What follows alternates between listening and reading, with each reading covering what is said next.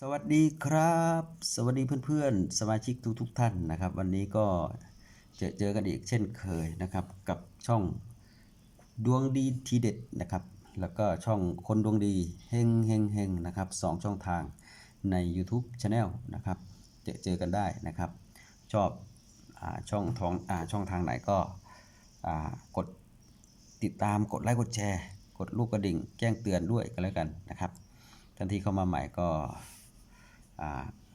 ฝากกดไลค์กดแชร์นิดนึงนะครับเพื่อเป็นกำลังใจให้นะครับทางทีมงานของเรานะครับเพื่อจะหาสูตรเด็ดๆมาแนะนำกันฟรีๆนะครับสูตรนี้ก็ยังอยู่ในสูตรของเด่นล่างนะครับแต่ว่าสูตรนี้จะเดินดีพอสมควรนะครับเดินดี15งวดนะครับ15งวดเด่นเดินยาวมานิดนึงนะครับแต่ว่าจะคำนวณให้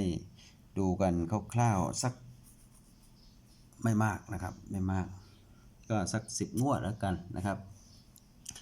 วิธีการทำก็ใช้ตัวเลขที่หลายๆตัวนะครับมาบวกกันนะครับ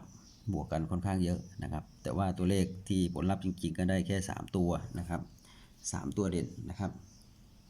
ก็จะแนะนำกันวิธีการทำนะครับดูตามนี้นะครับแคปหน้าจอไว้ดูด้วยก็แล้วกันนะครับเพื่อท่านอยากจะนำไปวิเคราะห์กันนะครับหลักแสนบวกหลักหมื่นบวกหลักพันบวกหลักร้อยแล้วก็บวกหลักร้อยเลขท้ายครั้งที่1บวกหลักหน่วยเลขท้ายครั้งที่1นะครับบวก1คงที่นะครับก็เริ่มกันนะครับ9บวก6บวก2บวก5บวก8บวก8บวก1นะครับก็ผลลัพธ์คือ9นะครับ9เพิ่มไป1ก็เป็น9แล้วก็0นะครับบวกไป6แต้มก็เป็น6นะครับประมาณนี้นะครับก็ผลลัพธ์2ตัวล่างออก4 6นะครับ6ก็มานะครับ6มานี่6มาตำแหน่งหลักหน่วยล่างนะครับต่อไป5บวก1บวก6บวก4บวก5บวก0บวก1นะครับ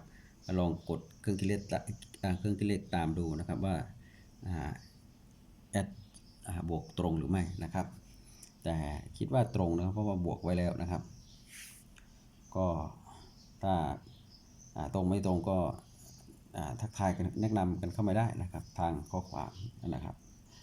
ยินดีพูดคุยนะครับก็เท่ากับผลลัพธ์ได้2นะครับใช้หลักหน่วยมานะครับ2 3บวกไป6แต้มก็เป็น9นะครับผลรางวัลงวดต่อมาหวยออก29นะครับงวดนี้มาทั้ง2ทั้ง9เลยนะครับมา29เลยนะครับต่อไป1บวก7บวก4บวก0บวก8บวก0บวก1เท่ากับ1 2 8นะครับผลรางวัลออก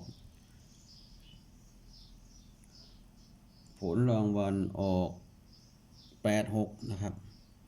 8ก็มาตำแหน่งหลัก10ล่างนะครับ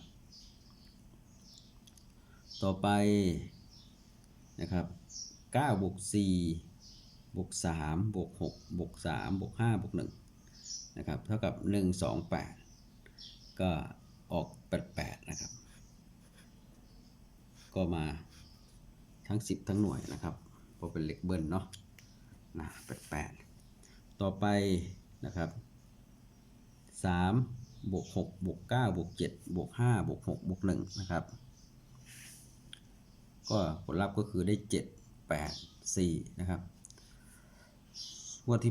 วดต่อไปก็หวยออก8 5 5 8นะครับก็ยัง8ก็ยังมา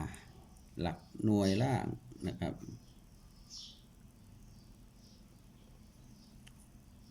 ต่อไปนะครับ3บวก8บวก7บวก0บวก7บวก5บวก1นะครับผลลัพธ์ที่บวกได้ก็คือ1 2 8นะครับผลรางวัล2ตัวล่างออก8 9 8 ก็ยังมาหลัก10ล่างนะครับสังเกต8มา4งวดติดเลยนะครับมาบ่อยมากนะ8นี่นะครับต่อไปนะครับ7 บวก 7 บวก 5 บวก 4 บวก 5 บวก 3 บวก 1ผลที่คำนวณได้ก็2 3 9นะครับผล2ตัวล่างออก20นะครับ2ก็มาในตำแหน่งหลัก10ล่างนะครับ2มาตำแหน่งหลัก10ล่างขออภัยไม่ได้ดูกล้องนะครับต่อไปนะครับต่อไป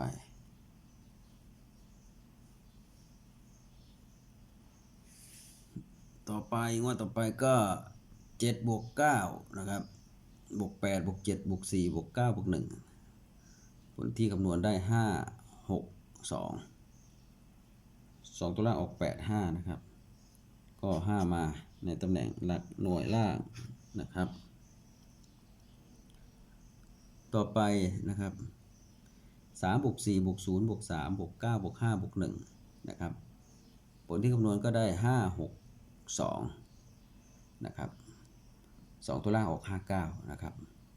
5ก็มาในตำแหน่งหลัก10ล่างนะครับงวดต่อไปนะครับ6 บวก 9 บวก 1 บวก 1 บวก 6 บวก 6 บวก 1นะครับผลที่คำนวณได้ก็คือ017นะครับ017งวดที่ผ่านมาก็ออก15นะครับ15ก็1ก็เข้า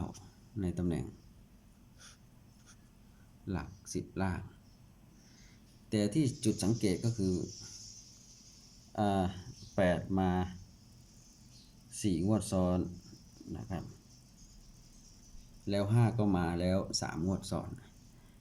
งวดนี้จะมี5อีกไหมนะครับก็น่าคิดนะครับถ้า5ไม่มาก็จะเป็นอะไรนะครับแต่ตัวที่คำนวณได้เนี่ยจะมี5หรือไม่นะครับเรามาดูกันนะครับงวดประจำวันที่1นะครับ1เดือน11 2562นะครับวิธีการทำก็ใช้หลักแสนบวกหลักหมื่นบวกหลักพันบวกหลักร้อยบวกหลักร้อยท้ายครั้งที่1บวกหลักหน่วยเลขท้ายครั้งที่1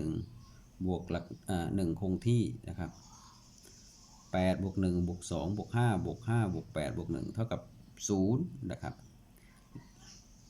0เพิ่มไป1ก็1เพิ่มไป6ก็เป็น7 0 1 7นะครับไม่มี5เนาะหรือจะจับคู่5ก็เป็นไปได้ทั้งนั้นนะครับหรืออาจจะไม่มาก็ได้5นะครับมาแค่3งวดซ้อนน่าจะเพียงพอแล้วนะครับผลที่ได้ก็คือ017จะมาในตำแหน่ง2ตัวล่างหลักใดหลักหนึ่งหรือไม่ก็ลองพิจารณาดูนะครับชอบสูตรนี้ก็นำไปคิดนำไปคำนวณได้นะครับเผื่อจะได้ตัวเลขที่ไปซื้อฉลากกินแบ่งรัฐบาลนะครับก็ทั้งหมดเข้า15งวดแล้วนะครับงวดนี้เป็นงวดที่16นะครับสูตรเดินดีมากนะครับก็ฝากไว้เพียงเท่านี้นะครับเดี๋ยวจะมีเมื่อหมดสูตรเด่นแล้วก็จะเป็น10หน่วยล่างนะครับเมื่อครบแล้วเราก็จะมาคำนวณจับคู่กันนะครับฝากกดไลค์กดแชร์กดติดตามรอติดตามกันแล้วกันนะครับสวัสดีครับ